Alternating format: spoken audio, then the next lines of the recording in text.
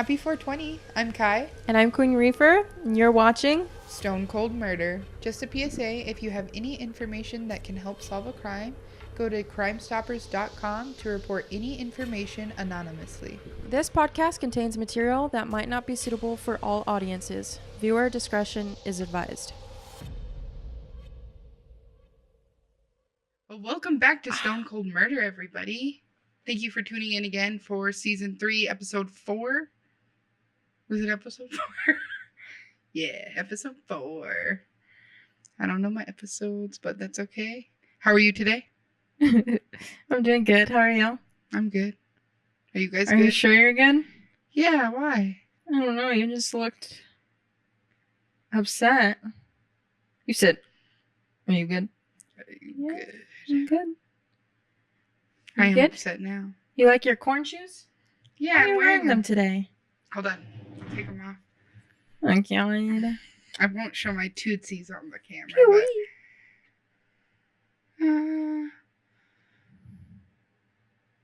Cone. It's Cone, and it says established in 1994. Damn, girl, look at you. I know. Styling. Official. No, I can't put this on right now, but just slide my shoe over there. So you're just one-footing it in your shoe? Yeah, is that weird? Why don't you just take both off? Alright. They're my golem feet if you want to wear those instead. No. Actually, it feels good. My feet are free out of the prison that my shoes have shackled them in. You don't like shoes. I hate shoes. I like these because they're corn. But other than that, I don't like shoes. Yeah. I just remember always getting yelled at from Mom growing up because you and I would never wear shoes. And if we did, they were flip-flops. Yeah. Even in the snow. And she's like, what are you doing? I just hate them. Me too. My toes need to be free. Free falling. No, that wasn't what I was going to sing, but... You know, always have to have a song handy. Yeah, I can't wait for Matt's compilation of us singing already. Just songs. Complications. Compilation. Anyways. I've already taken a dab. Hopefully y'all have too. And if not, I can wait about 2 seconds for you guys to catch up. Do you need a dab? I'm good. I'm chilling. Okay. I'm ready. Cool. Yeah, so grab your snacks, grab your drinks. And let's get it. All right. So, our story starts out on April 18th, 2016 in Midlothian, Texas. Students would arrive at Creekside Church in Midlothian around 5 a.m. for a fitness class that morning. As the students entered the church, they would find the lifeless body of a woman who was supposed to be actually teaching the class that morning. Police immediately were contacted and found that the woman that had been killed was 45-year-old Missy Bevers. Missy was teaching the Gladiator Boot Camp fitness class at Creekside Church of Christ, Midlothian, which is a mouthful. Yeah. Creekside. Class at Creekside Church of Christ in Midlothian. Yeah. Wow. It is. Imagine saying that every church service. So, no? Don't wanna? I would mess it up. Well, she was supposed to be teaching a class there and had arrived at the church around 4:30 a.m. that morning. Jeez. So it was only 30 minutes before that class found Missy's brutalized body that morning. So obviously not a lot of time in between her arriving, the class getting there, and whatever happened in between. Terri Missy Bevers was born on August 9th, 1970 in Graham, Texas. Missy and her husband Brandon had been married for 20 years and had 3 daughters at the time of her murder. Aww. I know. Missy previously was a dedicated teacher who worked with special needs children, but Missy had recently started a new career path working as a fitness instructor. And that's what had her there that day. So Missy was teaching the Gladiator Boot Camp at the Creekside Church of Christ and only was 20 minutes away from her home in Red Oak, Texas. She enjoyed fitness, and this seemed kind of like a good choice after transitioning from her teaching job, just because she wanted something different that was more low-key, something she was more passionate about. Not that she wasn't passionate about teaching, but it could lost her spark with it, Yeah, after just a while. Little change of scenery. Yeah, which is always nice for people, I think, especially when you're getting into something that you enjoy. So there was a thunderstorm in Midlothian the night before the murder took place, and Missy had informed her students that the fitness class would be held inside the church that morning due to the unfavorable weather instead of the normal spot, which was usually in the church's parking lot. But since it was soggy and gross and wet, they decided to do it inside that day. Missy Bevers was last seen on surveillance footage entering the church at 4 a.m. to prepare for her fitness class that was set to start at 5 a.m. that morning. So early. Yeah, and I think I meant to say 4:30 a.m. because I said that earlier. And of course, the big question is, like, why was Missy murdered and, like, who did it? Yeah. So police immediately got to work investigating and trying to retrace the events that went down leading up to her murder. Missy Bevers was found dead with several puncture wounds from an unknown object to her head and chest. Oof. That sounds awful. Yeah. And like I've said before, I think stabbing is one of the, like, worst imaginable feelings. Like, I've never been stabbed, but I couldn't imagine multiple times. Yeah. Like, I think I would rather be shot. Yeah. Either way sounds awful, but, like, so being stabbed with a blunt force object is that doesn't terrible. sound fun. Mm-mm. I assume we're gonna get to this, but you said there was surveillance cameras. Yes, there was. Okay. Yeah. I won't say anymore. Okay. Cool. I'll let you finish, but perfect. Thank you. Do you have any theories so far? Yes, but I'm gonna just hold my emotional support pillow and listen. All right. Before yapping it out. All right. Yeah. Police initially considered burglary. In my pocket, I have a couple of hamburgers. In my pocket, a couple of hamburgers. In that movie. Pink Panther. Yeah. With, I don't know his name. Steve Martin. Yeah. Mm-hmm. Sir, what do you have in your pocket? In my pocket, I have a couple of hamburgers. Hamburger. Okay, sorry. So sorry. Excuse me, sir. What's in your pocket? In my pocket, I got a couple of hamburgers. What? Excuse me? Okay. Yeah, so burglary was a possible motive for the break-in. Of course, I feel like that's a normal thing that you consider with any type of break-in. Yeah. However, they were unable to find anything missing inside the church, which kind of eliminates that theory right off the bat. And it's kind of like, unless it's just a coincidence of them being there at the same time, it almost feels targeted. Right. Just because, like, same time, that's when they get there. Yeah. You know, it was supposed to be outside, but this particular moment or day, it was inside. Yeah. And he was inside with him. Yeah. Just seems targeted. It is interesting, isn't it? Missy's killer left behind several high-ticket items. Among them was Missy's actual purse and an iPad. So you would think both of those things would be immediately targeted for something you'd want to take. Police believe Missy Bevers might have been targeted, like you said, and that the suspect planned to make the crime appear as if it was a burglary gone wrong, which makes sense. Yeah. Luckily, police were able to check the church's surveillance camera systems early on during that investigation. The investigators say that the suspect used a pry bar to smash open the glass and open the door at the church. The building did not have an alarm, so nobody was notified about the break-in.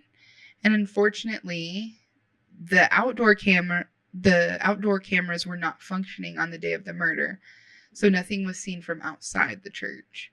Of course it wasn't. Yeah. The cameras inside the church were perfectly functional and allowed police a little bit of insight as to what took place, at least inside the church that morning. What a coincidence, right? It always is. It's always like that way. Mm-hmm. And I wonder if it's just like maybe the surveillance equipment that people invest in are just shit.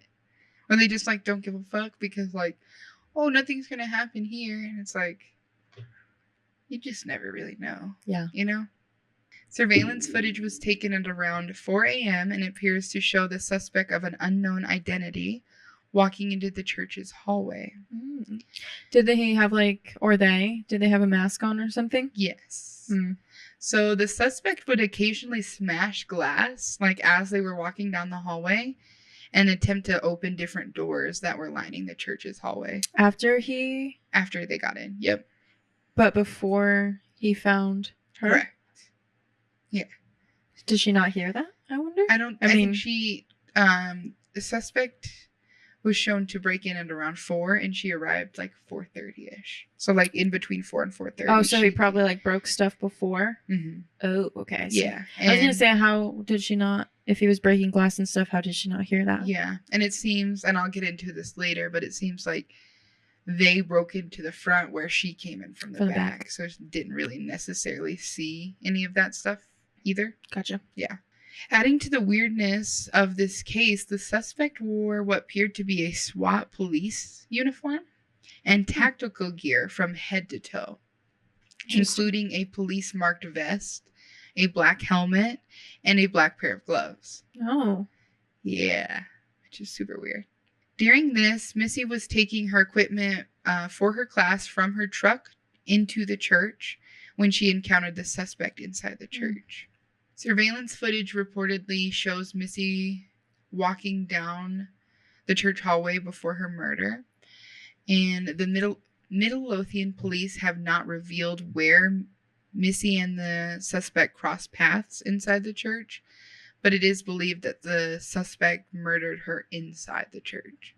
So they haven't really given that information, but people have put 2 and 2 together because that's where the crime scene was. Investigators first believed that the suspect may be male, but later changed their position, stating that the suspect's movements may be pointing to them being female, but they couldn't say for sure.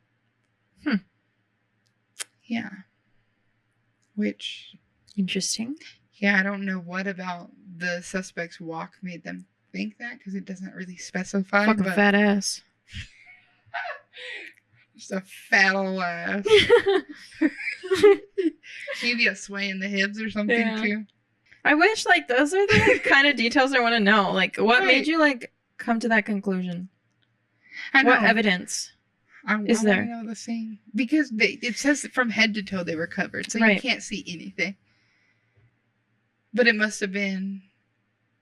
I don't know. Maybe just I don't know. I've known plenty of straight guys that could pass off as a girl in certain clothing. You know what I mean? And vice versa. Girls who could pass as guys. Yeah. I think it's like a handwriting thing where can't really. Yeah. I just wonder what made them think that. I don't know. I keep trying not to look over so I don't read the story, but I keep like looking over to read with you and I'm like, no. Don't look over there. You need like blinders, like like a little screen horse over blinders. Here. Yeah, right. You know that little fruit show that they put on for babies that like the fruit just bounces on the screen. Isn't that Cocomelon? Yeah, Cocomelon. Yeah. Oh, Cocomelon. You could just put that on the screen. Then I'd zone out and I wouldn't listen to the story. Oh, okay. I would just zone out watching fruit bounce the whole time. I don't know. I think it would help me focus. Anyways, we can't be for sure why they thought it was a female, but they made that assumption for some reason. Investigators also made the note of the suspect's distinct walking pattern. So, yeah, probably. And they thought that the suspect in the surveillance footage appeared to walk slowly. Okay. Sometimes steadying themselves with the wall, while having trouble moving their right foot or leg. I know this has not to do with the woman thing, but it seems like that. So listen. No, I would think the opposite. You've got a big schlong. You can't walk normally. They thought it was maybe an injury or some kind of like disability. No. How did that come out up in a girl? They just said it was like on top of the walking pattern that looked possibly female. There was also a distinct way they walked. Slowly, a slow walk, steadying themselves on the wall, have trouble moving their right foot. So did they look into, And like, or does it leg. talk about them looking into that at all? Like, with people in the community? I don't know, you'd have to find out. Because that's where we take our smoke break. This smoke break is brought to you by Tugboat Wind. Every time.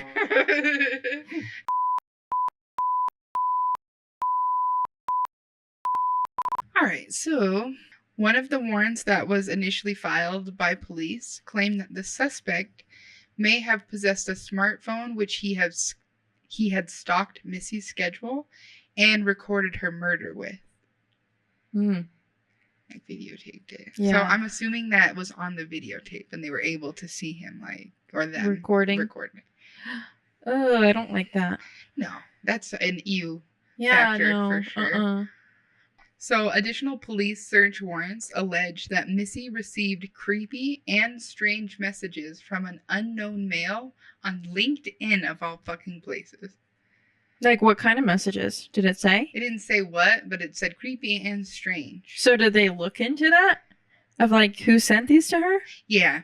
It's just, with this kind of case, especially with it not being solved, they're not, like, telling you exactly what it is because they don't want it to, like, sway people's opinions and stuff? Yeah, or if they do find a suspect and say the suspect knows exactly what's in this message, they know that they know something more than just the average person. Gotcha. So that's a way of kind of tricking your suspect into catching themselves, stumbling up. Which I guess I get, but also I feel like if they put, like, more information into this, like, in the public and, like, the general, then maybe people would come forward with, like, more information about some of these cases. Because there's, like, a lot of detail that they don't put in these cases that it's like, well, it's kind of hard to go off of, like, theories or, like, starting to, like, put puzzle pieces together when you don't have that information. Totally. Yeah. And some of it may be that they just don't know also. I mean, obviously not here. Yeah. They do know. They're just not telling. Yeah. But I assume they did their due diligence and, like, investigated it. Yeah. And it turned out to be nothing, but sometimes. I would love to know, like, what it was. I know. The creepy messages. I know. What about it? Anyways, okay, so we were talking about how... Yeah, they had a smartphone, right? Mhm. Recording. Mm-hmm. He was recording the They, actual... then, Yeah, whoever. she. Person of interest. Suspect. She, apparently. Yeah, I already said this, but additional search warrants allege that Missy received creepy and strange messages on LinkedIn from an unknown male. And it is believed that Missy may have talked with the murderer via these messages before the crime took place. So I don't know if she knew them going into it or if it was just some rando on LinkedIn. Yeah. Either Strange. way, it's not cool. Yeah. Can't read. Yeah, stop looking over there. Law enforcement were able to put some validity to some of the theories, and they were able to track down a person who actually spoke to Missy over LinkedIn during her last few months. But the person stated that the conversation was ultimately flirtatious and innocent. But creepy at the same time? I don't see how you could really have a conversation on LinkedIn and be flirtatious. Yeah, it's like a job site. It's Really? bold. It's a bold move, in my opinion. Yeah. I mean, I would never pop think off to, like, if that's what you're trying, but I would never think to go to LinkedIn and just, like, message people. there are girls Sorry, that do but she that knows. though. I will tell you, there are some girls that will go look for like CEOs and shit like that, which is a move. Now they're No. going back on their creepy Yeah, words. right. Which I don't believe. Missy's relatives were questioned during the investigation, including Brandon, who's Missy's husband, and Randy, who is Missy's father-in-law. Both had alibis who were confirmed, clearing both of them of suspicion. I don't know why the father-in-law was automatically that's suspected. interesting. I thought so too.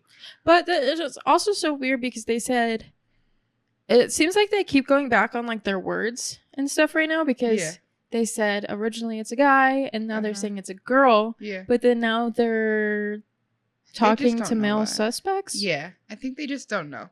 And then it seems like in a couple of the reports or like things that were mentioned earlier, they kept saying he after they said it was a female. Yeah. They're just stabbing in the dark at this point. Interesting. I think. So Brandon was in Mississippi fishing while Randy was in California traveling. They were both far from Texas, basically. So they were both traveling. But 4 days after the murder, Randy was seen at the dry cleaner, and he had brought a bloody shirt to be cleaned to the dry cleaner. Why, Randy? Yeah, why? But he was at a fishing trip? He was in California. Oh. And Brandon was in Mississippi fishing. Okay. Yeah. So this is something that obviously alerted police right away, and when they confronted Randy about it, Randy later explained that the blood was blood from 2 dogs that had been fighting. So the Midlothian police performed a forensic analysis on the shirt, confirming that there was no human blood and that it was indeed dog blood. So, which makes him look like suspicious, but if he wasn't even in town, yeah, the time of the murder, it's just one of those that you're like, wait a darn minute. Why do you have a bloody shirt? You know? But all's good there. So Randy was again cleared as a suspect. Good job, Randy. Yeah. But this led police to yet another dead end, unfortunately. So in May of 2016, Midlothian police released a still image of what is believed to be a 2010 or a 2012 Nissan Altima, or a 2010-2012 Infiniti G37. So this car was driving around the early morning in the parking lot of a SWFA Outdoors, which is kind of like a sporting goods store. And this is located really close to that Creekside Church. It was around the same time that they were driving around?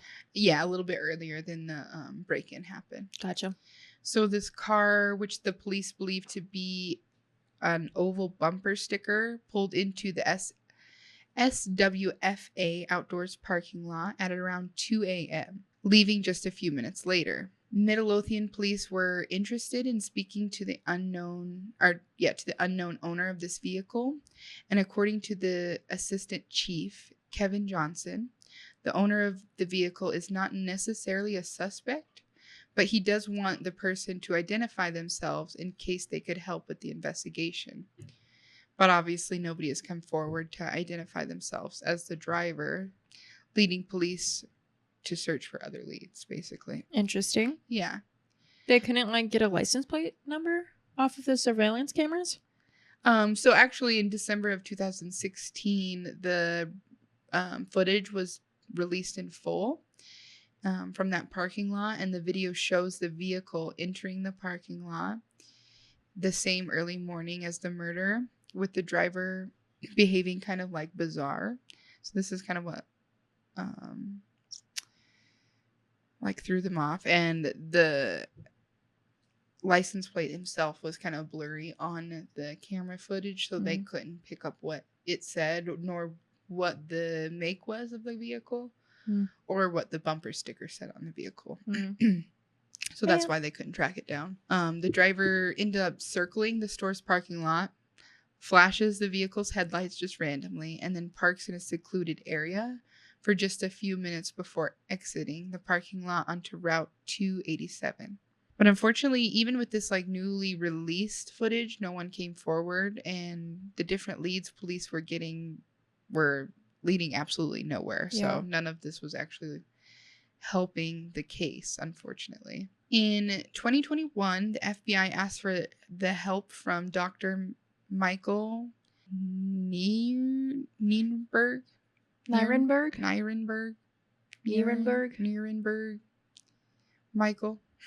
Dr. Michael. He is a forensic podiatrist, and asked him to study the way the suspect walked and see if there was anything that they may have missed in the initial investigation. And the doctor stated that the person's walking is affected by the weight of the gear and the weapons that they were actually carrying, and not really, it didn't really have a relationship between the way they were walking and the gender of the person. So he was like, you can't really say one way or another. You can't really determine the gender of the suspect solely from their walking pattern, which is kind of what we were saying. Like, I feel like that's a stab in the dark, so to speak, a goose chase when you're trying to do that. Yeah.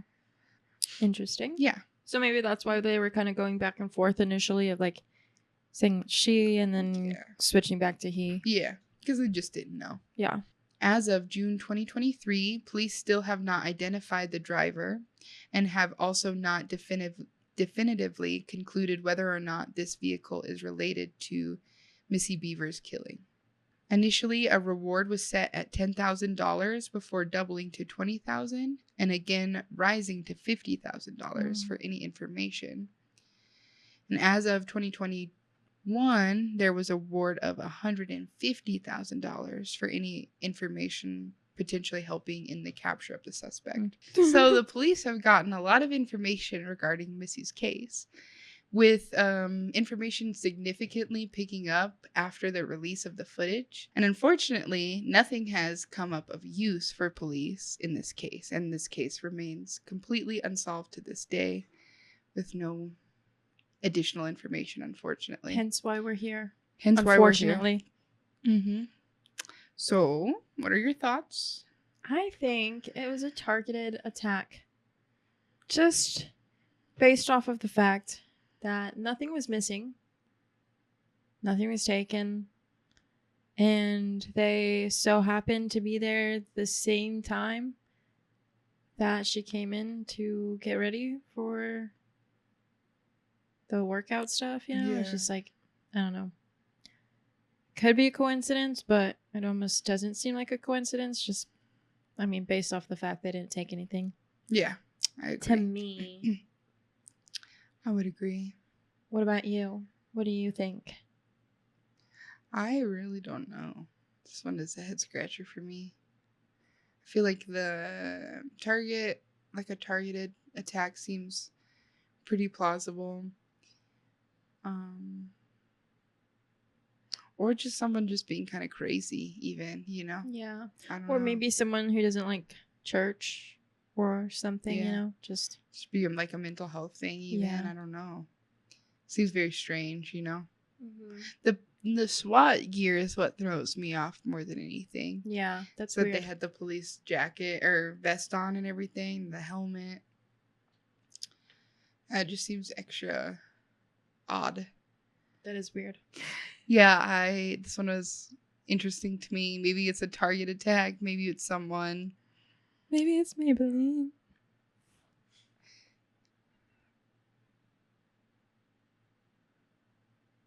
Anyways, I have no idea. All that to say, who knows? I really don't.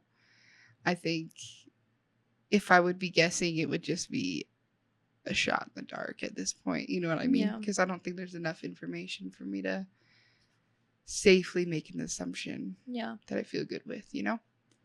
Makes sense. Yeah. Unfortunately. But if there is anybody out there that does have any information or theories, thoughts, or anything like that, you can contact Crime Stoppers in your area, or if you have any theories that aren't actually related to the case but you just thought of them, you can leave them down in our comments. Yeah, once you said you can contact your local police or whatever you said, I said no, don't go with them with your theories. Yeah, not the theories. Don't do the theories. The theory part can go in our comments, but if you have tips, call Crime Stoppers. You know. Yeah. They got it. I know they got it. They're smart. Yeah. But yes, nonetheless, so say all of that. If you do have theories, leave them in the comments. Yeah, we'd like to hear from you. Until next time, stay high. Stay safe. Thank you for watching.